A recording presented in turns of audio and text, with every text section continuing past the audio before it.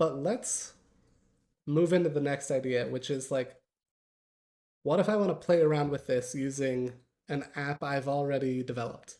So let's try that out. Um, let's use, I'm going to use the Composed X one. Um, this is one of my many, many tinkering projects, but um, I've already kind of tested this one, so I know it'll be a little easier to understand. Um, because there's already a branch for XR stuff, but um, let's make a new one.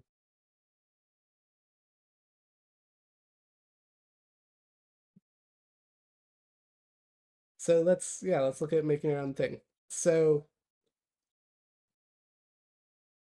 this is a little composed Pokédex application. Let's run it on the XR device and let's see what we get out of the box. This will show a little bit of what I talked about before, where we'll just get a 2D version of our app um, as it exists today.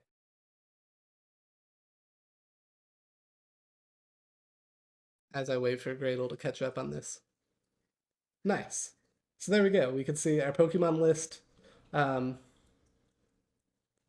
oh, you can't like click and drag scroll, but it does use the mouse scroll. And that might be a feature request I make because I'm used to click and drag on my emulators that I would expect, like my phone emulators, I would expect this to do the same. Um, but we can go into a detail. This actually doesn't do anything now. Press back. And we've also got our items container.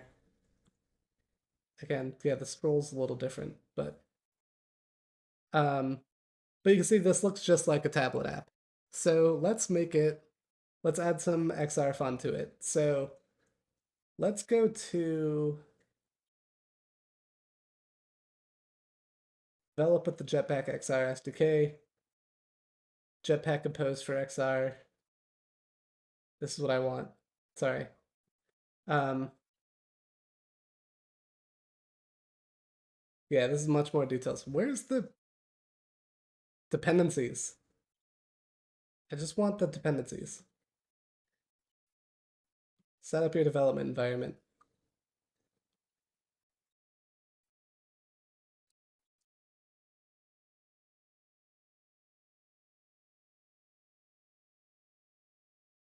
Okay.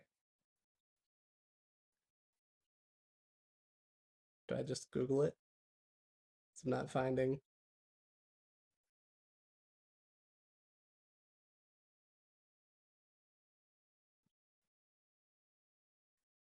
There we go. Here's XR Compose. All right. So alpha 1. So let's go into our thing.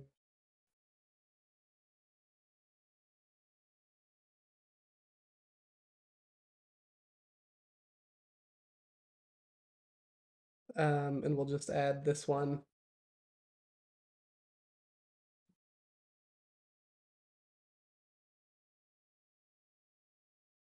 I don't know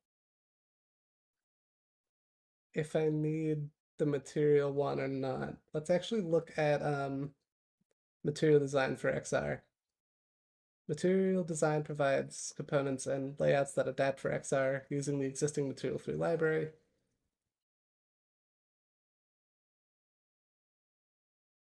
Enable XR component overrides. There's a couple things in here, but let's start here. Let's go to our build.gradle file and let's add that.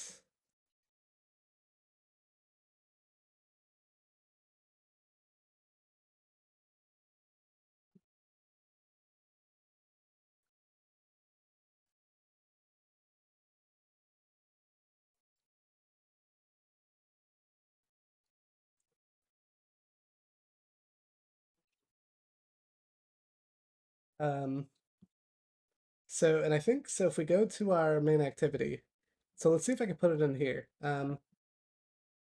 Oops. Okay, I do think that in order to use this, actually, we could just click on this and see where it's at.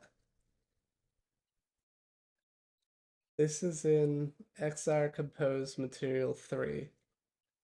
Okay, so let's add that as well. It's Material 3, put this here. And I'm gonna guess that the only difference here is Compose Material 3, like that. I could probably find this answer, but we'll try that and see if it compiles.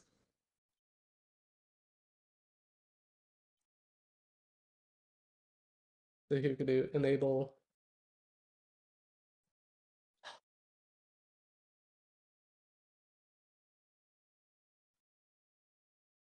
What was it? Enable XR component overrides.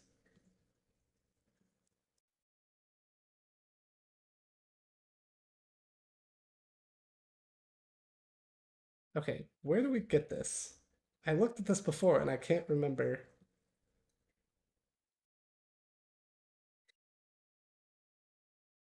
Oh, artifact.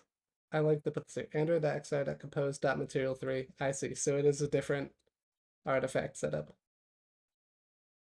.compose.material3, material3. That's what it's supposed to look like. I'd imagine added in. Okay, so it's the same versions numbers here. That's actually a good call out. I missed that this is in the docs, that the artifact is right there. That makes it super easy for us. Nice. Okay. So here's what I did also learn about this real quick. So we can opt into this and we can add these material overrides, but we'll probably notice that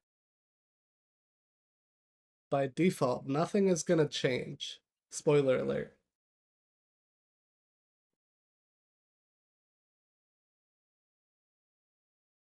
Man, the Gradle builds are slow tonight.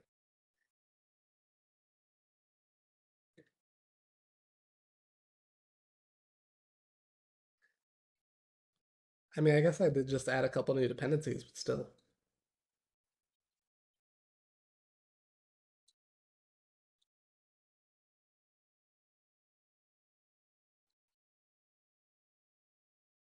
At this point, I may as well tell y'all why it's not going to work.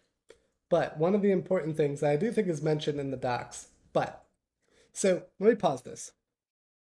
So here's what we would kind of hope to get. You see how the navigation rail over here pops out into its own individual component? That's what we expect to get with these overrides for free. Oh yeah, this is the whole thing. Min SDK version cannot be smaller than the version 32 declared in Compose Material 3. I feel like that's not great. Um, People should not have to update that high for this. And I know it's alpha, but I feel like there's probably something they should try to do about that. Um, so let me make a note to. Yeah, yeah, yeah. Um,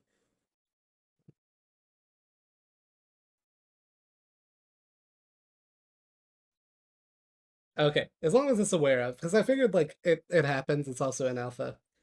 Um, but the other thing I think I have to do is that these overrides only work in the latest alpha versions of Material 3, which I don't think this project is using.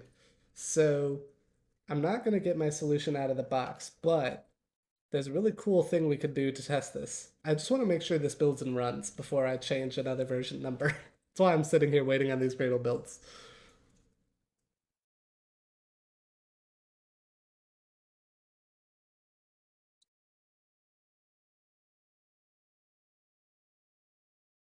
Like, I'm not running anything else, so I don't know what's.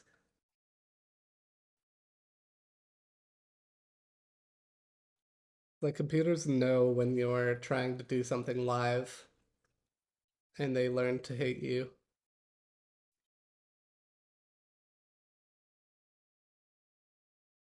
I love how it says 54 seconds, and that felt like an eternity. Um, right, so I did not get the orbiter out of the box. Also, Vinny, I don't know if you know this, but do you see how I have to like zoom in? Um,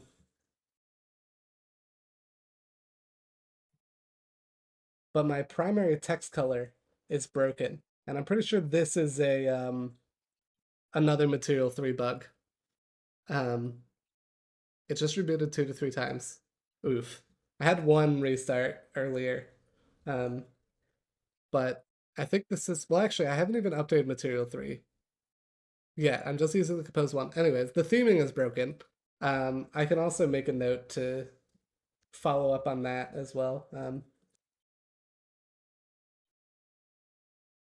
Primary color is going back to default. Uh, like,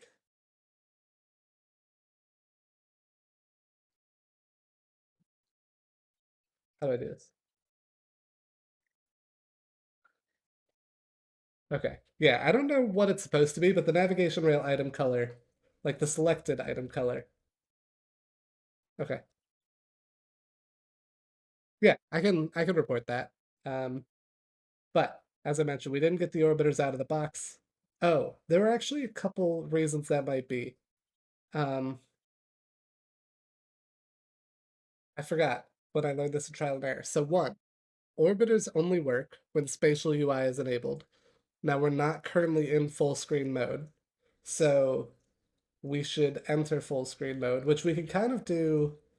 Um, we could kind of throw something together like this. Like we could do. Um,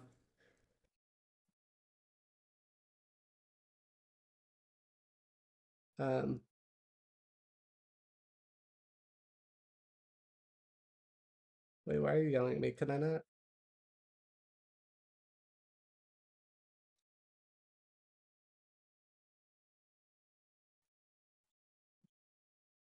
Um, Ooh, you can go auto into full space mode via Manifest updates. Ooh, that's a great thing to note. I did not know you could do that. Let's see if we can find that in the document. Oh wait, I saw a thing. Hold on. Transition from home space to full space. Maybe it's in here. Um, Declare the default mode for launch. Great. Launch in full space by adding this property. Nice. Okay. Um, do I put that like inside the application? It's not yelling at me. That's great to know because I was doing a whole roundabout thing last time I tried this. See, I'm so glad that the DevRel folks come in here when I'm trying this stuff out and they can help answer those questions. Oh, nice, it did work. Okay, I thought I had to update my Material 3 version. Maybe this somehow does it. But we can see we got the orbiter out of the box, which is really cool. Um, I will show y'all another fun fact I've learned related to this in case I needed it. So if you ever need it. So I think a lot of us use the Compose um, book of materials to get everything where you just put like the version number in here and it will pull in like material, UI, foundation, tooling, etc. And I can't remember if it's, but you can actually get the alpha version of everything. And I don't remember if that's, if I just tweak that on the um, version number. I think we do, yeah. Um, no, wait, that's deprecated. That's the Chris Baines one. Um,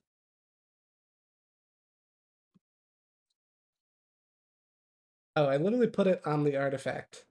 So where I have the composed book of materials like this, I can do compose bomb alpha, and now I will get the alpha version of all of the composed dependencies. So really cool if you ever want to try all of them. You can obviously override any of the composed dependencies individually, but I love that they offer this out of the box to set your own like alpha or beta if you want to be like a bleeding edge adapter, which I thought I would have to do because um, basically what happens when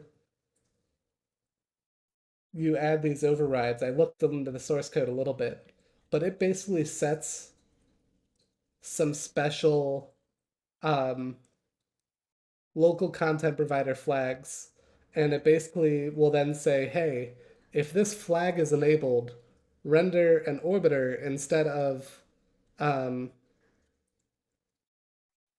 just the nav bar or something like that, and then the material component does something similar. But all right, but that's really cool. So in about 5 lines, and a few confusing dependency tweaks, but in one additional line right here, we now have like nice full space capabilities for our material design components out of the box. I know they actually mentioned, so let's commit this before we forget.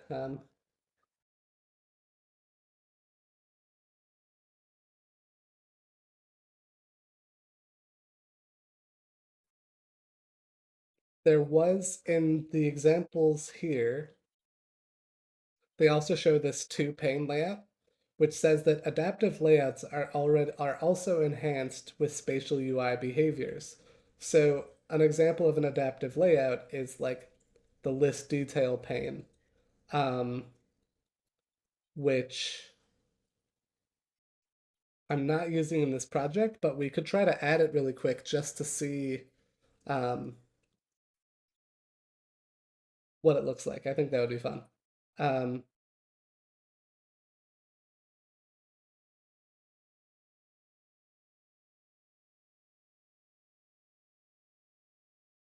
my laptop is slowing down. Android Studio is chugging along. I hope it's not this emulator eating up a ton of memory. Um, we can actually do view um, tool windows.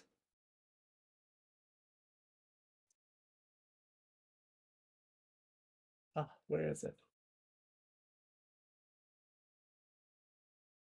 Status bar widgets, memory indicator.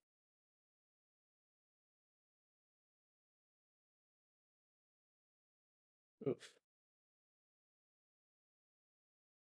I mean, it's not full. Oh, you can't see it below my picture. Um, there's a decent amount of memory usage by Android Studio, but it's not using all of it. I could probably also allocate more um, for Android Studio. But okay, what did we say we were just gonna try? Um, we want to see what an adaptive layout looks like. So I'm just like, yeah, whatever. Um, ooh, hi Patrick. The manifest entry is nice for the default launch behavior, but it's good to let users switch back and forth between home space and full space as well. That lets full multitask with other apps. Absolutely. Um, I just wanted to quickly test this out, but that is a really good point. So actually, why don't we do that? Um, that would be a good thing to explore, especially because right now we don't have anything like that. Um, so let's think about what that would look like. So I'm gonna leave this, but I'm gonna comment it out. Actually, why don't I? Where was it? I'm gonna take both of these. I'm gonna paste them in here, but then I'm gonna comment them out. So I have them as my own reference. Um, but let's do that. So is there a? So this is actually an interesting.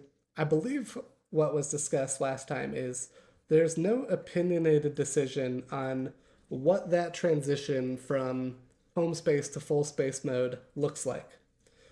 So we can make this whatever we want. We could do something like put a floating action button on the bottom of this, right? We could add a item to our navigation rail. There's if we had a toolbar, that would kind of make sense where to put it. Of course, we don't have like a toolbar set up in this app, but um, so I'm just thinking what we would want to do. I guess it could be anything. I was thinking the floating action button made like the most sense as like a um, quick and dirty solution that I could overlay on top of everything. Um, but I wouldn't necessarily want like a floating action button to appear on top of here. Like actually would be cool if there could be something else like maybe like a call to action. Um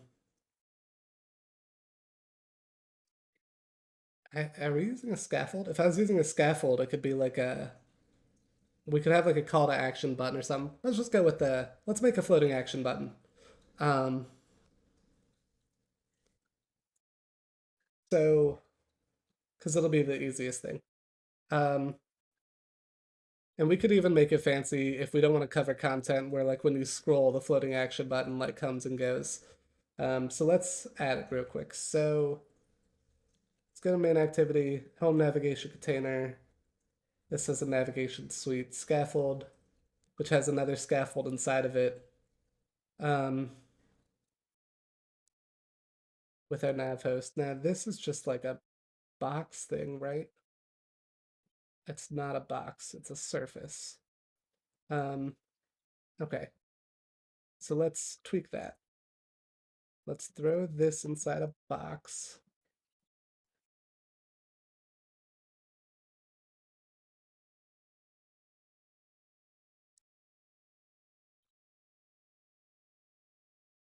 And let's throw in a floating action button.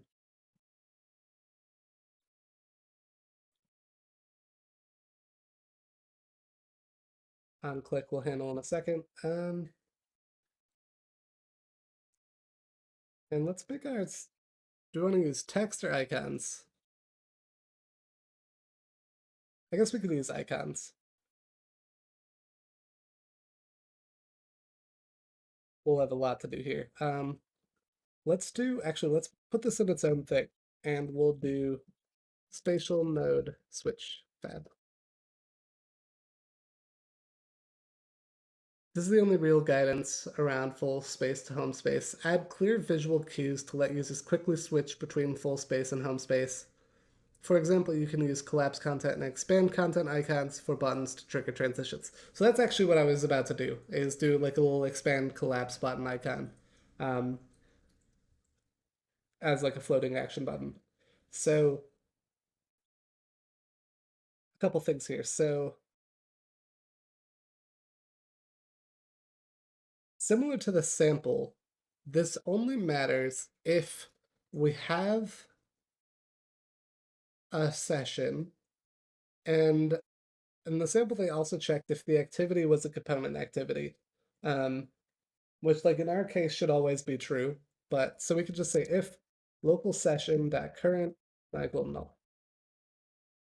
Um, wait, was that not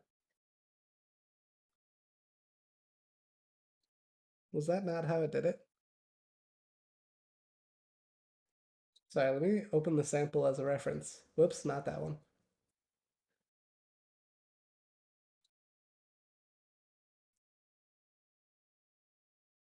Environment controls. If local session dot current is not equal null. Did I import the wrong thing?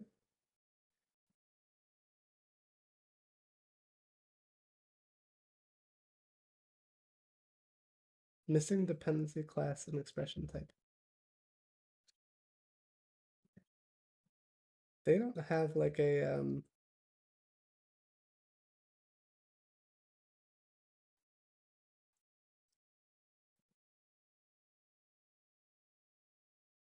what am I missing here? Android X definitely sort of platform.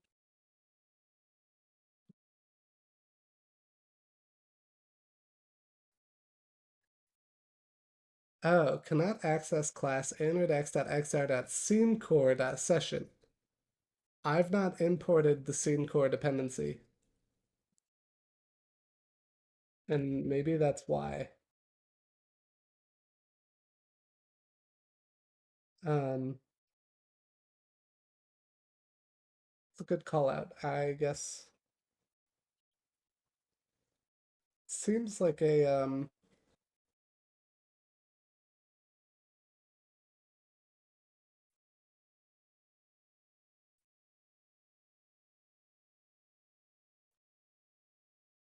It's a good note.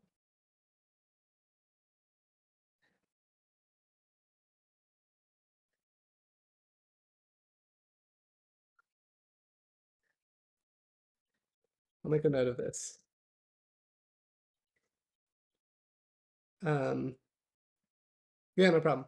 I'll make a note of this. So I try to reference a local session, which I can't without scene core dependency. But then shouldn't the local session live inside scene core?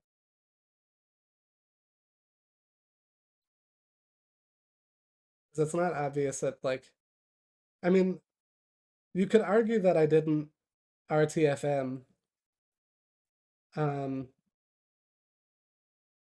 but I feel like it should also be safeguarded that like I shouldn't try to reference a composition local that needs a separate dependency. It's like there's now an implicit dependency on two different artifacts. That's what I feel like is not the most helpful. But I can file that and make a note of that. Okay. So if we have a session, then we'll put in our floating action button. We need to figure out um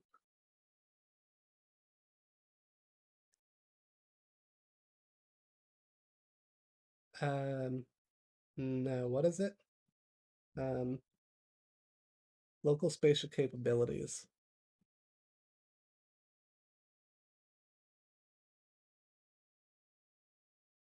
Is spatial UI enabled?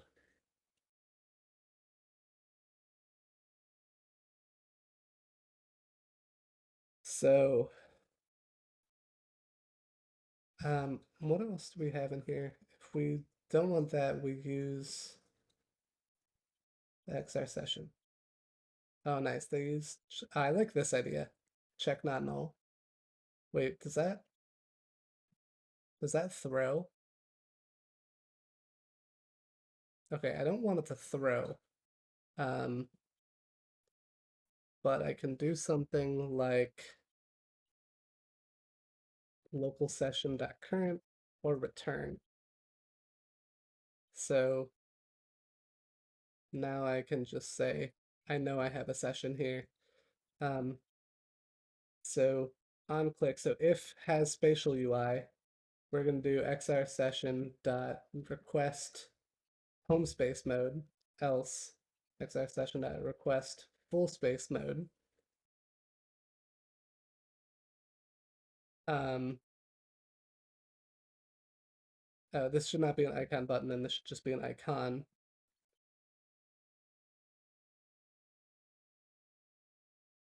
Um,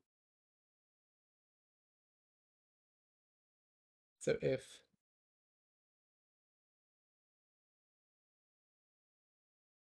we could do exit full space mode, else enter full space mode as our content description. Um, this is not what I want here. If has spatial UI, then we're going to do icons dot um,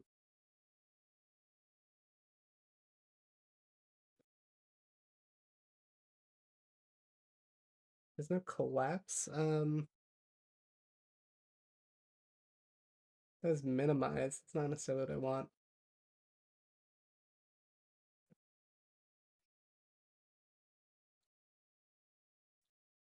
There's probably an icon for what I want.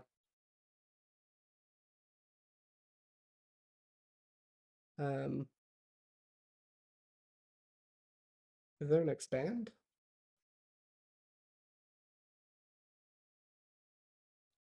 I mean, there's close. Can I do like close open? Ooh, open and full is good. But what's an alternative to open and full? Wait, full screen exit. That also works. And then we can have full screen. Oh wait, there's close full screen. I like that one better. They're an open. open and full. I like those. All right, let's see how they look.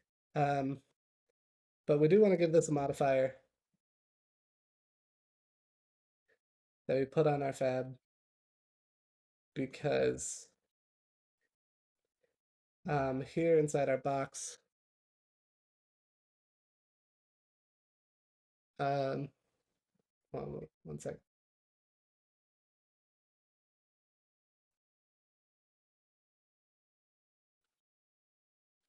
Another FYI, you can use Option plus WASD to navigate in the emulator.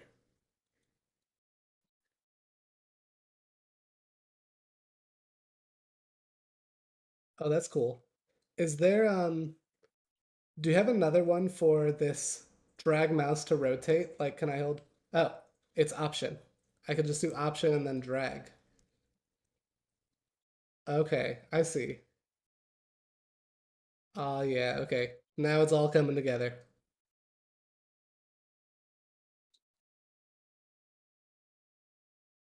Nice. Okay,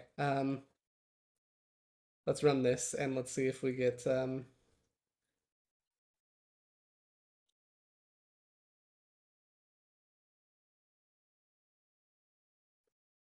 like the camera emulation. That's a good question. I don't use the emulator often. Or I don't use a camera emulator super often, but I imagine there are some shortcodes for like that.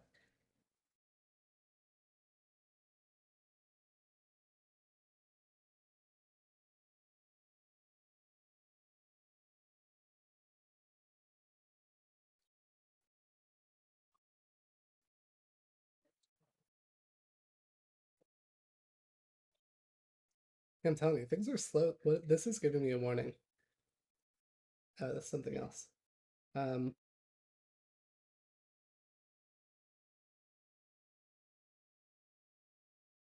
I'm gonna have to give Android Studio more memory, I think.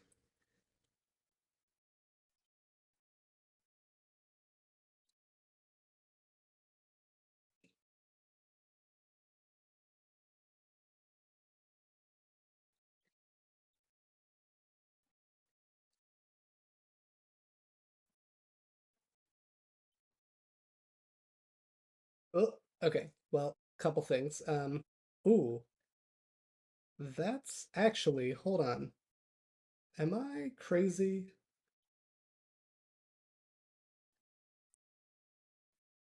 I think that floating action button is also not the color I want. Oh, we have a lead canary issue. That's fine. Um,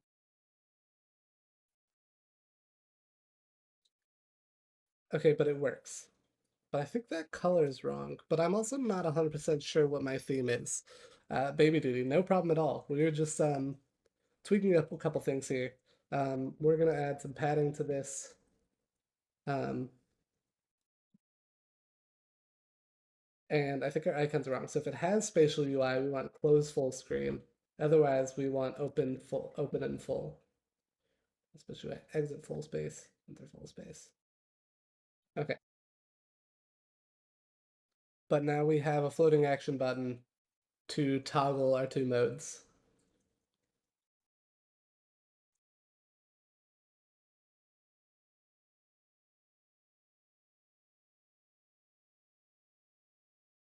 Beautiful. Um, question: Is this a trick? Like, is this just for demonstration's sake? Like, why don't I get this fancy animation? Um, mention that disabling pass through may improve your perf. Oh, that could make sense. I can see that as something that requires a little more work. But when I enter full space, the whole thing restarts. Not quite as fancy as what we see in like the docs. And I don't know if this is marketing and that's like unrealistic expectation, which is totally valid. Um, or maybe this is like coming down the pipeline, but I'm just curious.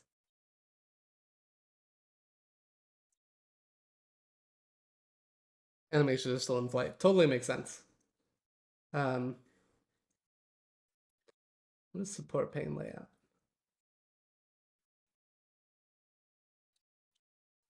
Oh, that's like kind of like list detail, but something. So I kind of want to try the list detail pane scaffold to see if we can, make that. I just have this as a stub for now, but we can still test it out. Um, just to see it. Oh, you know what else I'm wondering? Hmm,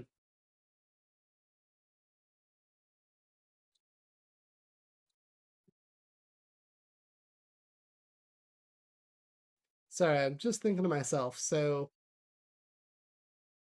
notice I have rounded corners here, but then when I'm in full space, I lose the rounded corners. Which is not a big deal,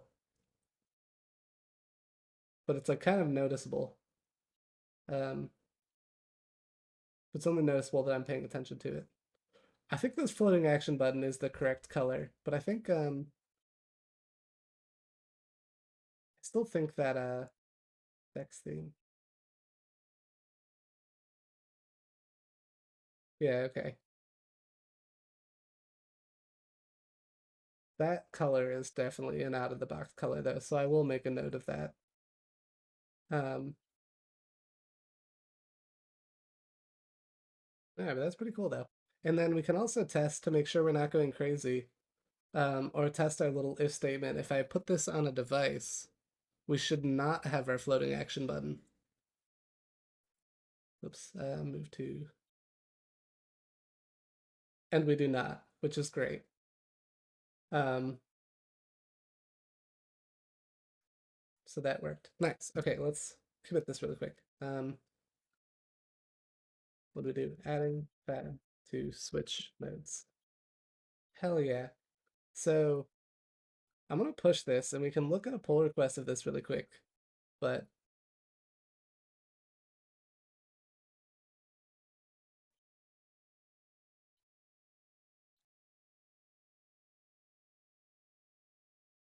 is this something else in my computer?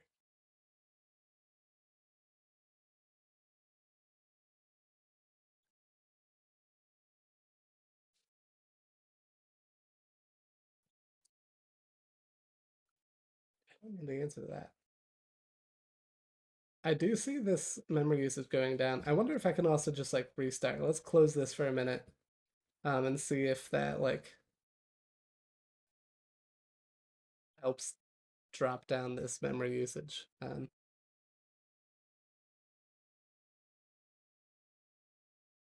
Like, is it gonna be faster from here?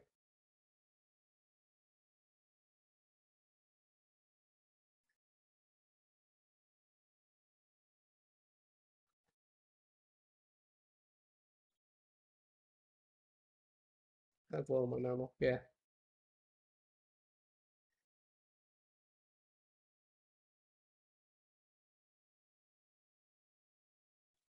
All right, let's go to those decks.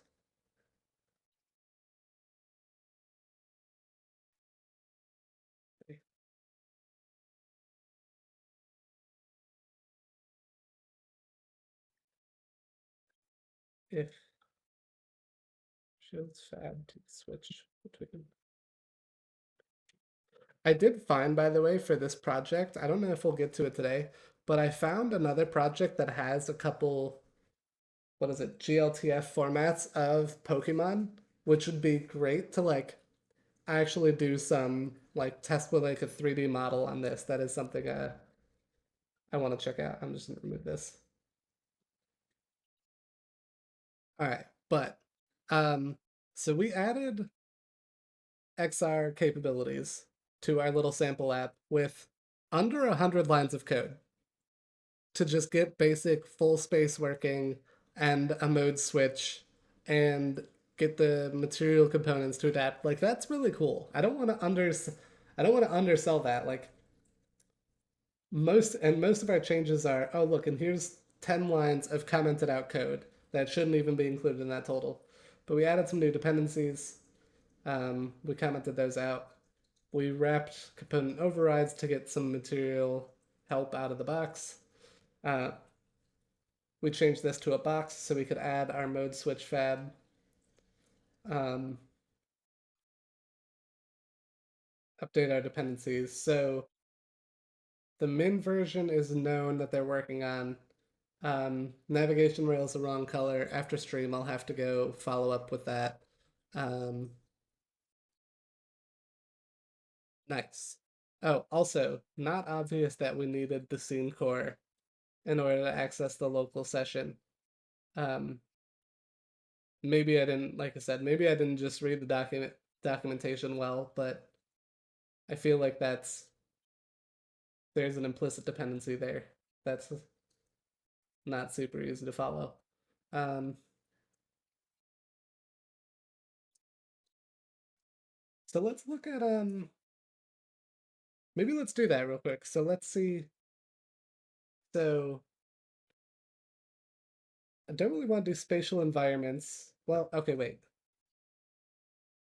What is the difference between like spatial environments and 3D models? I think 3D models is what I want. So when working with 3D models, the Jetpack XR SDK supports the GLTF 2.0 open standard. When Android XR renders apps built with the Jetpack XR SDK, 3D models will be rendered with the physically based rendering techniques specified. Yada yada. Bunch of technical 3D stuff. Um, will this stream be available on YouTube? As always, I hope so, but usually it takes me a little bit of time. But I will, maybe I will just record this one as it is tonight without doing any fancy editing because I know it's one that'll interest a lot of people. But I am recording it, so I'll make sure to share this one as soon as I can. Ooh, this is kind of related to ATN's question earlier. If a spatial environment skybox has been specified by the user or by your app, 3D models will be lit with lighting information provided by the environment skybox. That's pretty cool. So how do we want to do this? So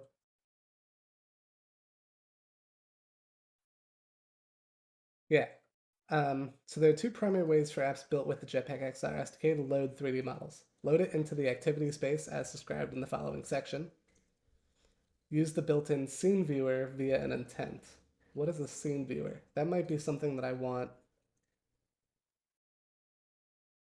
If you're looking for the simplest way to load a 3D model with basic interaction capabilities, you may opt to use Scene Viewer as you would on mobile. A key difference between the Scene Viewer on Android XR and on mobile is that Scene Viewer only supports the file URI parameter pointing to the GLTF file. Scene Viewer is a separate app that is invoked via an intent and runs in full space mode. As a result, when you invoke it, your app will no longer be visible and Scene Viewer will have focus. All right, so we're going to hope that Scene Viewer exists on um, the emulators. Oh, and I love that there's already an example intent. So let's steal this. Let's go to let's go to Pokemon list content. Nope. Pokemon list screen. Oh my god. You exist like all the way up. Um oh, there was a thing for this. I don't have whatever. Um maybe it's in the nav host thing. Okay, here. I'm gonna hijack this.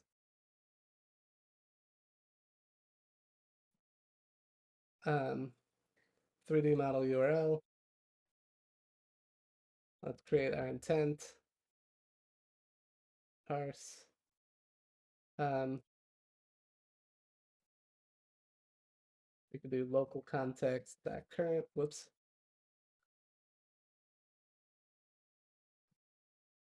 Oh, can I not actually? I don't think I can access local context in here. I can do it here.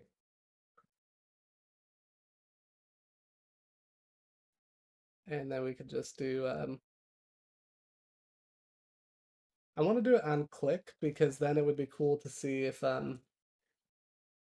we can plug in some of the other ones. But I just want to test out um, the scene viewer stuff right now. No, not on the Pixel.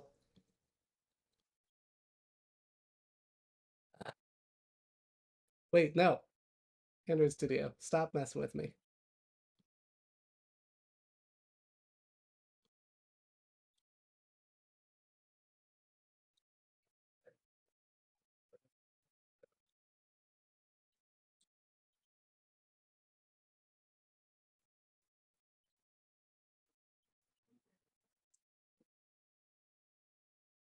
Also, I might have to take a quick 5-second restroom break. I have been chugging this water.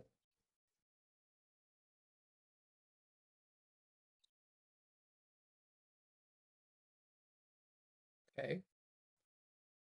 It looks like it's opening screen viewer. Oh, nice. Okay, that is kind of cool that it's its own individual thing. But what have I done? Scene viewer is another app. Yeah, I saw that. Um, I have somehow exited both? Question mark?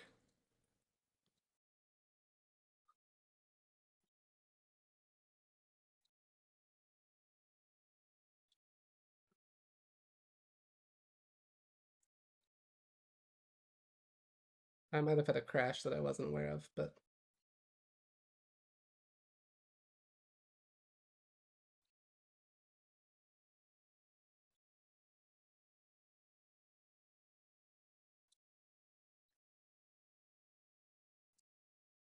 do I have a crash that I don't know about happening?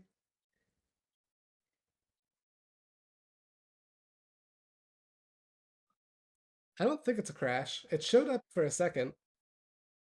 Um, let's close it entirely.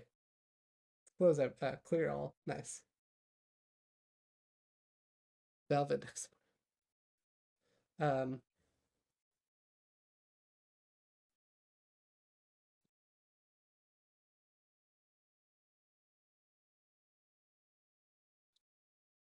it did work once. Okay, yeah, here we go.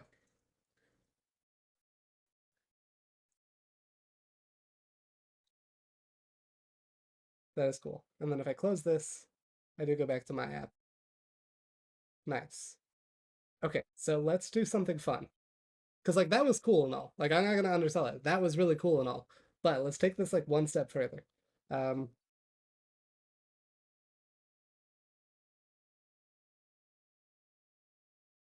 okay, we're going to go to raw.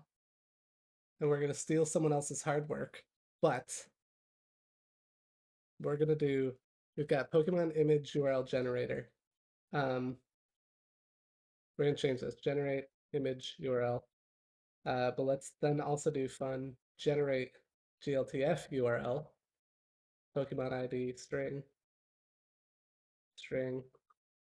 We're going to do return this, but we're going to plug in this with Pokedex number, which we then need to just copy from this line right here. Um, oh, int. We're going to go back to our nav host. We're going to do Pokemon image URL generator, generate GLTF URL for Pokemon ID. All right, chat, let's see if it works. This is going to be so fucking cool if it works. Who do we want? Pick your favorite Pokemon out of the first 151. Um, the answer is obviously Squirtle, but I'm gonna go with chat's first choice.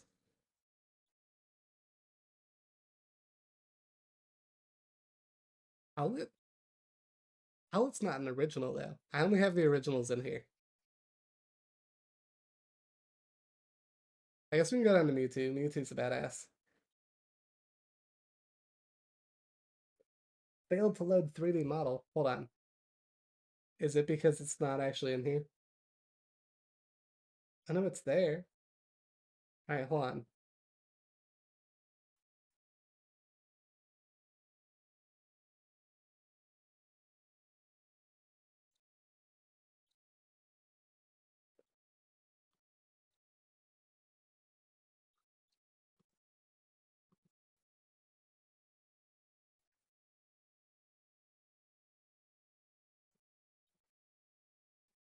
What did the error message say? Failed to load 3D model, internal, invalid position accessor. Um, maybe it's the file. Maybe it's these files aren't actually like, because this was an old project, that it's possible that this was not using GLTF 2.0, which is also the whole thing. Oh, we're about to get.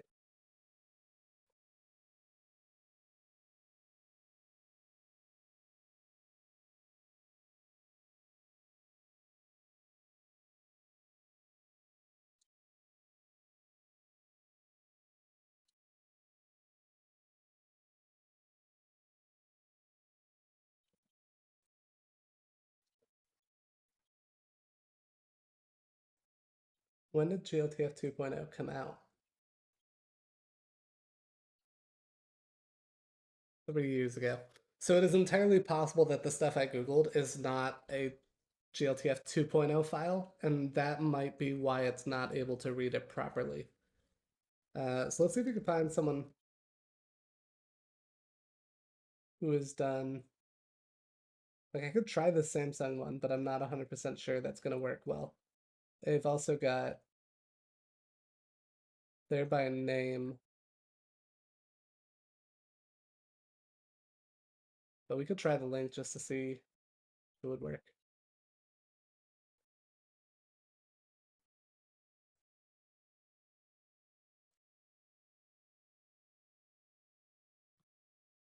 This is because I want to see a Pokemon.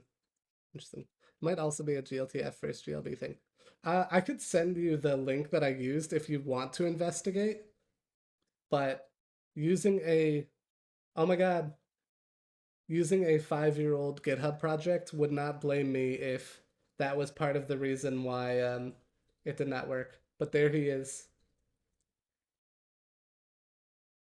There he is.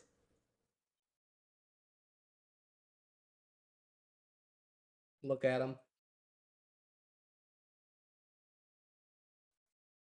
Um, all right. There was another option though, which was place the 3D model into the activity space. How complicated is this? Sorry, I am going to pause really quick and just do a. Hold on, I want an image for this that I could just throw up on the screen because I'll be away from my computer. Um, I am just going to take a quick. Oh my god, will you zoom in? Okay, I don't have a scene set up in OBS for this, um, but I am just going to take a quick restroom break. Let's stretch your legs. Um, we'll come back and continue looking at this. I just want to pause for a second. And you know what we're going to do? We're going to run an ad break while we're gone. All right, we'll be right back, chat.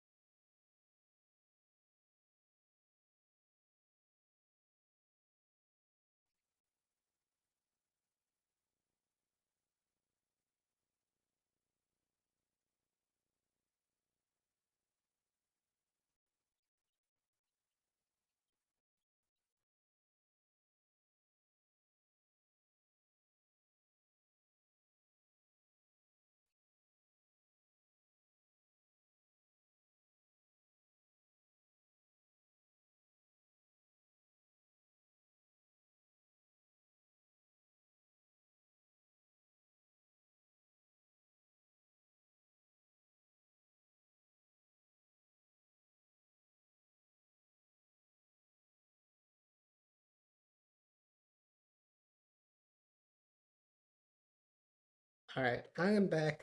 I think the ad break is still technically running. Oh no, it just says I have to wait before running another. I have no idea how to tell if it's done. But I'm gonna assume that it's done. Um, but I can also just slowly um, start moving on to the next things. So we rendered a 3D Pikachu, which is cool. But I want to see if we can't um, find versions of this.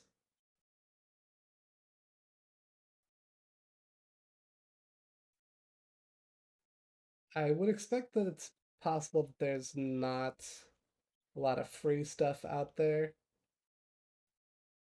but you also never know.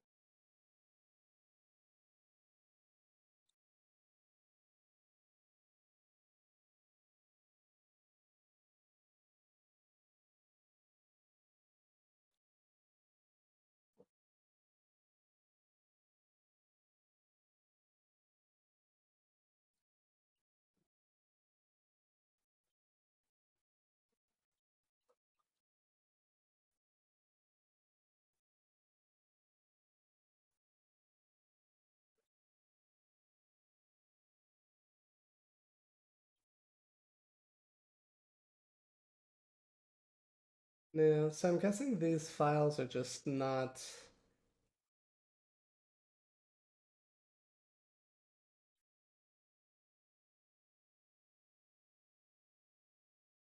2.0 enabled. Um,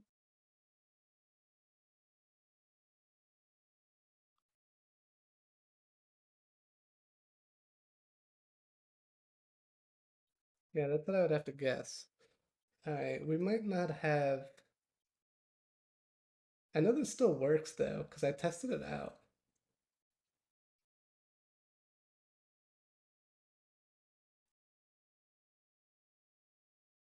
Yeah, maybe there's something about these files that doesn't run on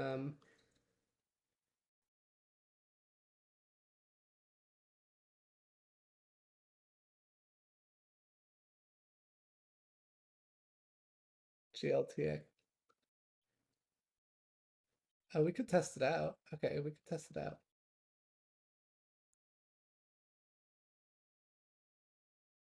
Maybe we can learn something about why these don't work.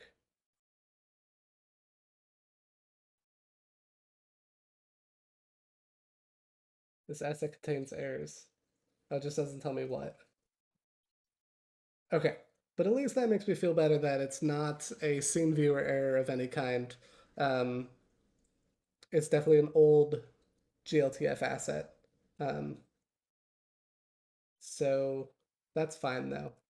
Um, so let's go in here. Um, oh, moment below GLPF file does not work with scene viewer. Leaving as a reference until we find something we can replace this with.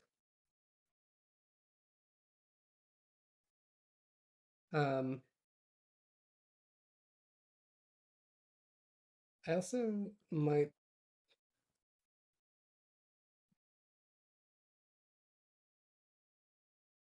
I'm not going to hold on to this then because this is also was pulled straight out of the sample docs. But so let's what do we change here? Oh, just so adding GLTF URL generator. We'll still add that for now. But I wanted to come back and I wanted to look at the additional options um, for viewing 3D models. So the way we're doing it here to launch it in SceneCore is launching an entirely new application. So you can see our app in the background is now gone. But I want to see what it would be like to, let's do close tabs to the right. Um, there's another one, which is load it into the activity space as described in the following section. Place a 3D model into the activity space. So I want to look at that because I'm guessing that means like I would see the model maybe in relation to the rest of this stuff. I'm not really sure what that would look like. But we're going to find out. That's the whole point, is to run through and test all these things out.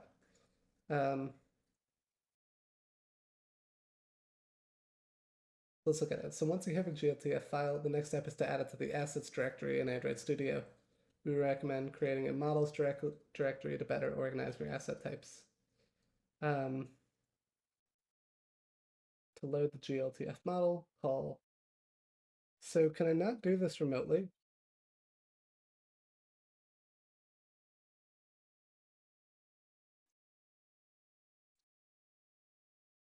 Cannot. Okay. So now I need to go back and find. So I'm going to go find this sample and we're going to download that. Um, BizDex app source main. Um, was it here? New folder. Shoot, I already lost it. Well, we'll put this in here. We can rearrange it. Um, assets models. What they suggested.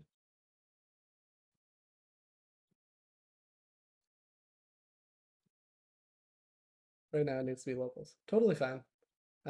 Well, obviously, since it's just a sample for now. What is, Vinny, in your words, what is the difference between the activity space? Like, so we'll soon viewer as a whole nother intent, another application. So then what is the activity space? Is that like, will I see the model plus my application, or will it be separate, or is that up to me to decide? Like, I guess, and I also have not read far enough. Um, but I'm looking like here, like, oh, you should now see the loaded 3D model when you run your app. And it's like, it looks like it's its own individual thing. Also, some 3D content, such as 3D models, will only be visible when the app is in full space.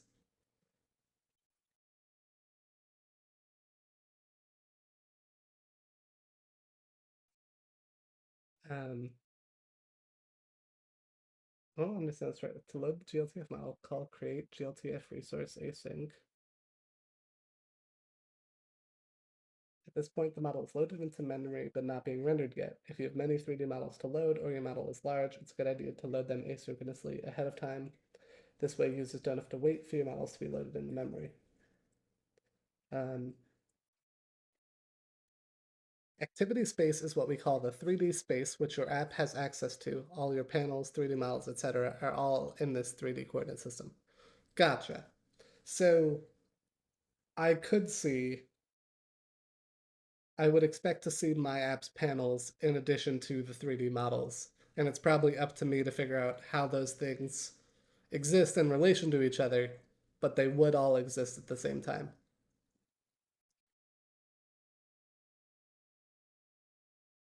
Makes sense. In full space, right. Um, I want to read this other one though. While you still need to load the GLTF into memory using create resource, you can place 3D models into a volume. If you're creating UI with Jetpack Compose for XR, refer to use a volume to place a 3D object in your layout. Part of GLTF specifications, 3D models can have animations embedded. Right, we don't do that.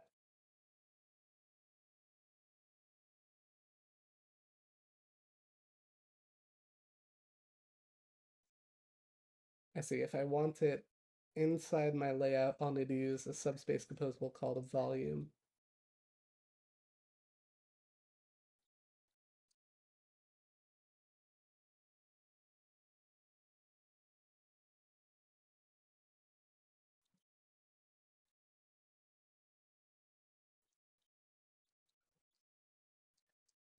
Okay.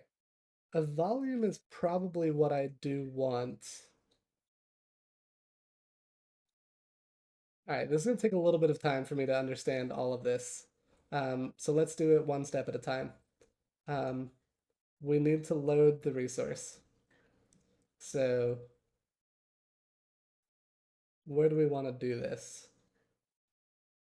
Um, we'll do it on the Pokemon list screen for now. Um,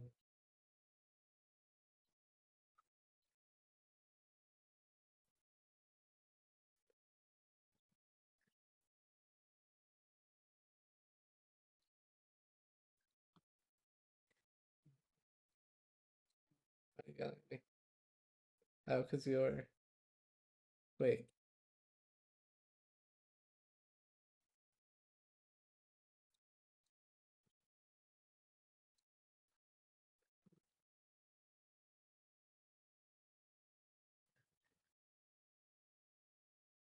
Are you.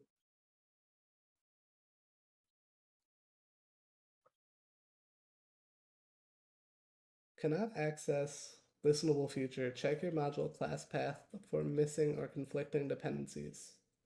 Because I'm not using com.google.com and .util.current. Is that. There are two session objects?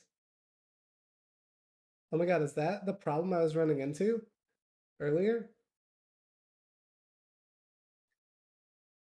I only have one showing up.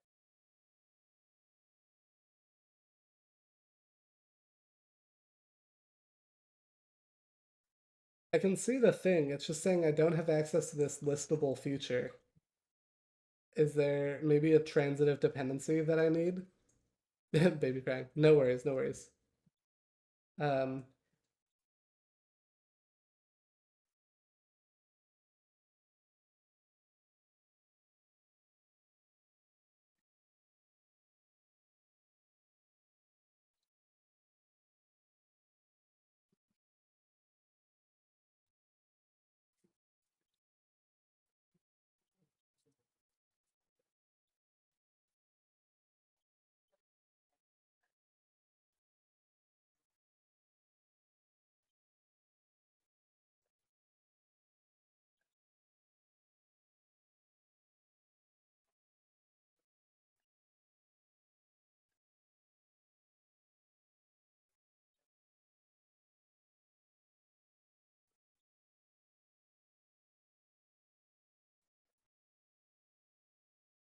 might be something I spend some more time on Monday's stream.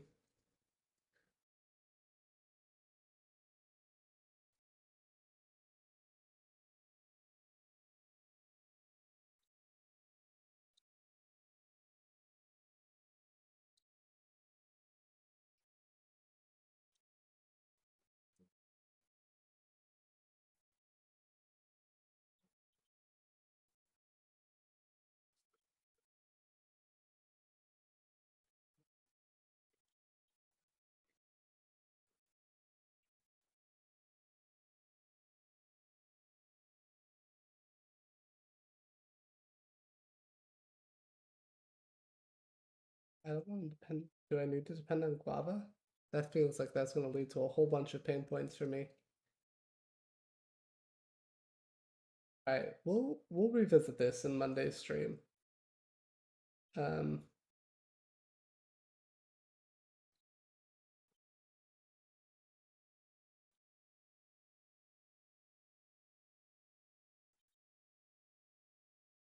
Kotlin coroutines Guava. Okay, is that in the sample by chance?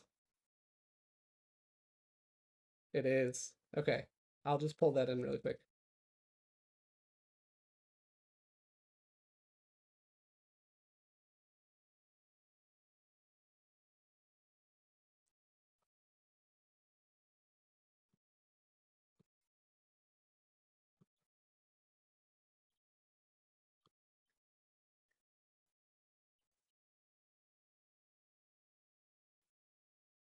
A Monday stream. That's the plan.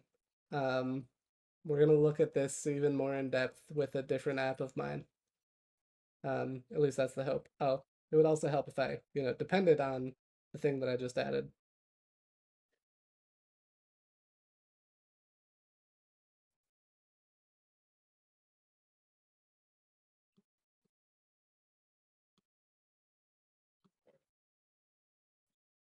think this is suspend, isn't it? Right, so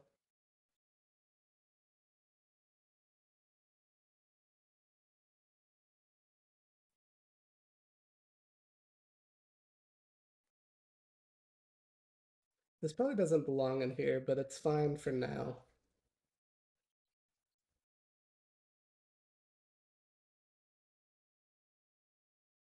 Also, thank you, Patrick.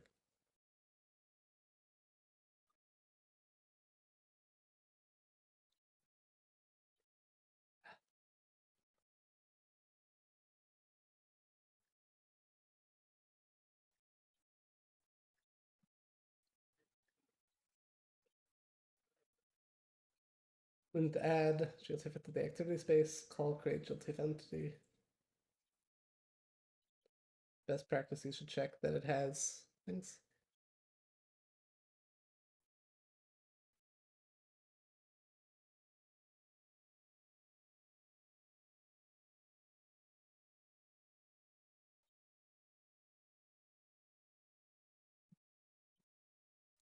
Nope.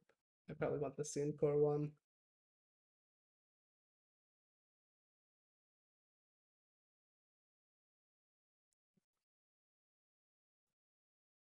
Oh my god. Wait, no, go back.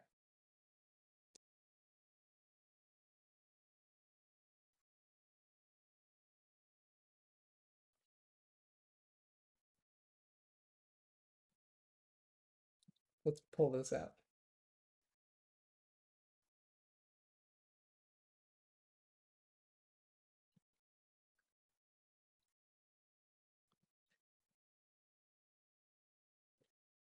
If we can show 3D content and our model is not null, we create the entity. You should now see the loaded 3D model when you run your app. Wait, that's it? It would just show up? That seems not 100% what I want, but I guess maybe that makes sense. I mean, I guess it is what I want. It's what I'm writing. But I guess the point is I probably wouldn't want it just like this in my app. I would probably want to put it inside a volume. Um, it would be cool if like the volume was the cards.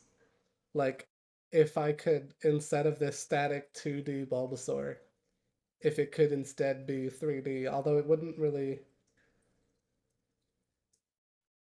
I don't know the answer to that. Maybe it's something we could test once this works out. Also, hi Rick. Hope you're having a great night. Thanks for lurking, as always.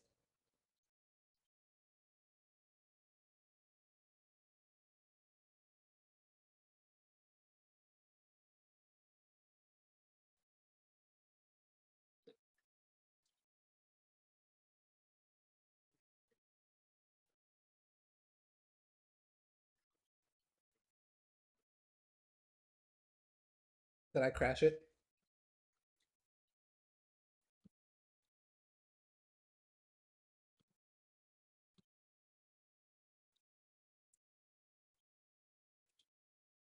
I think I crashed it.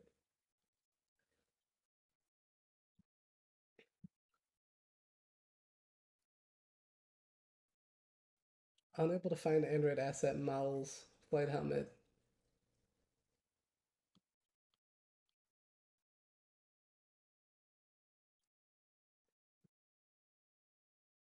Oh, because are there. Oh, that was probably my mistake of.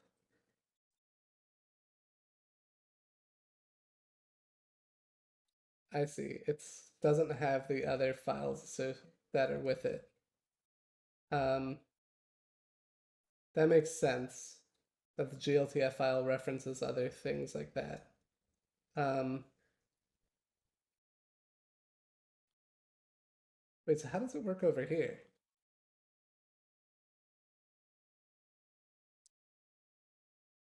And it's probably just my misunderstanding of not knowing what a these 3D files.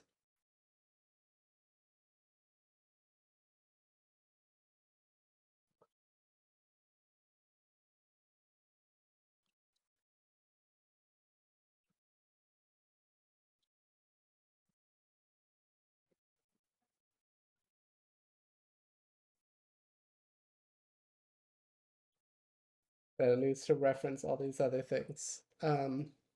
In the scene viewer one, it probably uses the thing. So I did notice in here that it references a .glb file. Um, what is .glb? Is it glib? I don't know.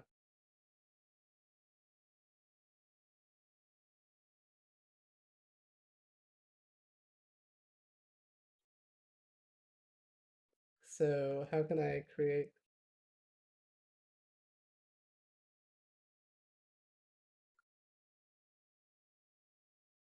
drag and drop all files and folders for your GLTF asset here? Ooh. Okay, so can we try that out? So could we like, isn't there a way to download a specific file? I thought there was a way to download like a folder in GitHub.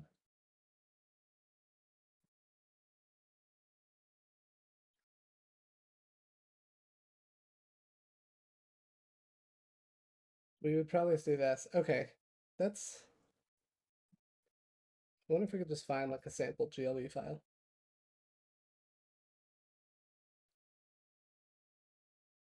The duck back. Welcome back.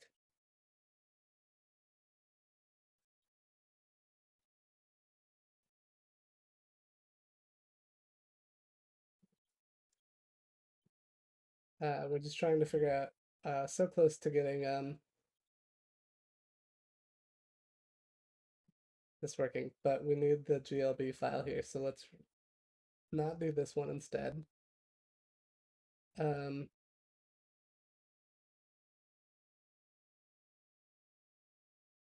let's do duck. That.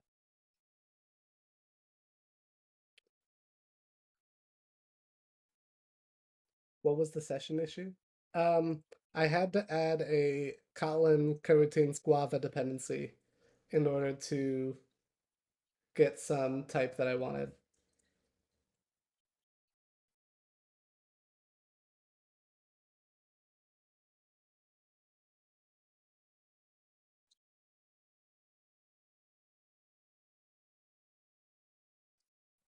Okay, I can't tell.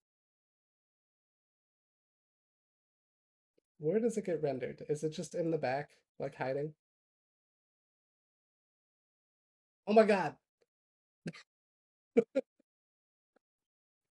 Scared the shit out of me. I was not ready for that. Big boy. Huh. Love it. Imagine that in a headset, no kidding. Huge duck. Oh man.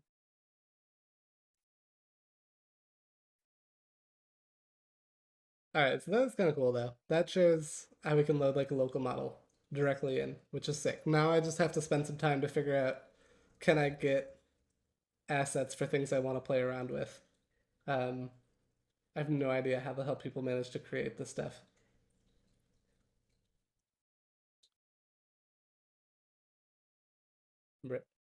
Um, I'm gonna walk that one back though. I'm not gonna like push that, but that is good to know.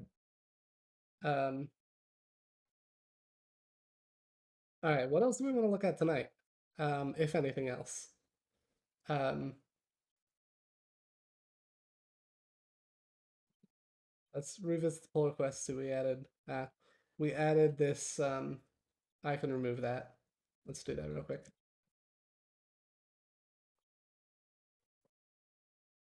Um, we added this GLTF file, but that's an old format, so it doesn't work. Oh, that's so upsetting because that was almost so cool. I wonder if there is is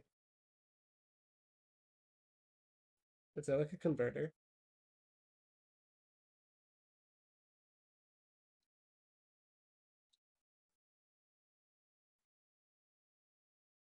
I don't think that's not what I want.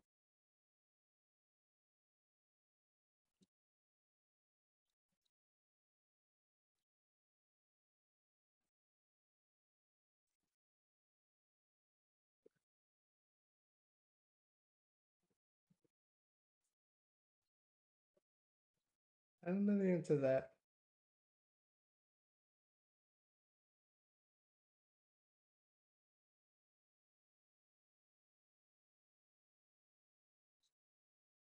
Looks sketchy. All right, I'll do some more research on that. But so we need to do removing necessary. All right, if anyone wants to test this out, I'll drop the pull request in chat. In 1 sec.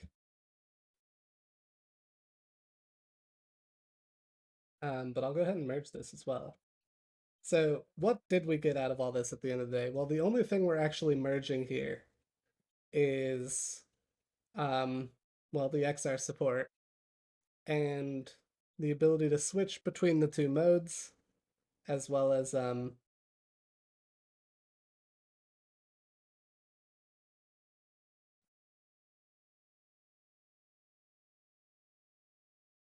so we could switch between the two modes, and we use the XR override, so we get the nice navigation rail orbiter instead. Um, yeah, pretty cool stuff. Let's go back over here. Let's enable auto merge. And then I'll begin to wrap up. That was a pretty good stream, 2.5 hours. Let me show y'all what I'm thinking about trying on Monday, which might be a train wreck, but um, because I want to take an app I'm working on that is currently in um, Compose multi-platform, which is going to unlock a whole bunch of problems to figure out how can we build an XR support for this um, when I'm using Compose multi-platform. But I have some ideas around this. Um, but let me show you all this app really quick. Let's see if it runs. It should run on an XR device, even though it's still a thing. But it's a little unofficial sports app for the PWHL, which is the Professional Women's Hockey League. Um, and I've been working on this for a while. As you can see, not adaptive, but they've got like the feed of upcoming games. And the cool thing I worked on yesterday is started building this game detail screen with like play-by-play information. And I think this is something that would lend itself really cool to XR. Is like you could have sort of a multi-panel thing where we could have like the feed in the middle, and you could have like play by play. Maybe you have play by play on the sides, or play by plays in the middle, and you have like the team rosters on like the left and right side. Um, I think this would be a cool thing to play around with spatial panels. So this might be what we do on Monday. Um, and my other long-term plans for this, by the way, is like so on their like games they have this cool like with the play-by-play they actually give you like x and y coordinates of the events, so you could in theory draw something like this yourself. And like I would love to see, again, I don't know how to get the assets to like do this, but it'd be very cool to do some sort of 3D rendering of something like this, which may be way way way too complicated, um, or maybe not. But that would be like a fun thing to try to figure out. So I don't know, but I think just taking this and making it um, work in like a spatial context, if I have enough going. Otherwise, we'll pick some other sample app. But that was the idea. That was still pretty cool to take and do that with the Pokédex app. Um, I dropped the PR in the chat if anyone wants to check it out, and it is going to merge, so you can check those files. But that was a really fun stream, looking at the samples and then taking it and building it to something ourselves. Um, I think it's really cool, a really cool platform, and I love the emphasis on if you're already building for Android, you could build for XR with tools you're already familiar with. Like I have never built anything for like VR in the past because 3D modeling scares the crap out of me and I don't get it. Um, it's witchcraft, but I can now actually do witchcraft, which is pretty cool. Um, so thanks for hanging out. Thanks for Vinny and Patrick for coming by. I really appreciate both of you. I will try to follow up with some of the issues I did find and report those. Um, but with that, let's go raid somebody. Let's probably go raid Lando. We'll see if we're following another science and tech streamer though. Oh, let me. I can't view chat when I have this open. Um,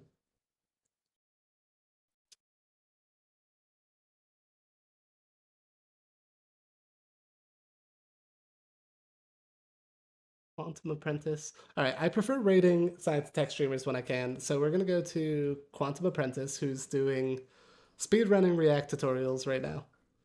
So we're gonna go raid them, show them some love. Thank y'all for hanging out, and I'll post something. Make sure you're following if you're not on the social sites. Blue Sky is where you can find me most right now. Um, but I'll try to be live on Monday, and we'll check that out. We'll go do this raid,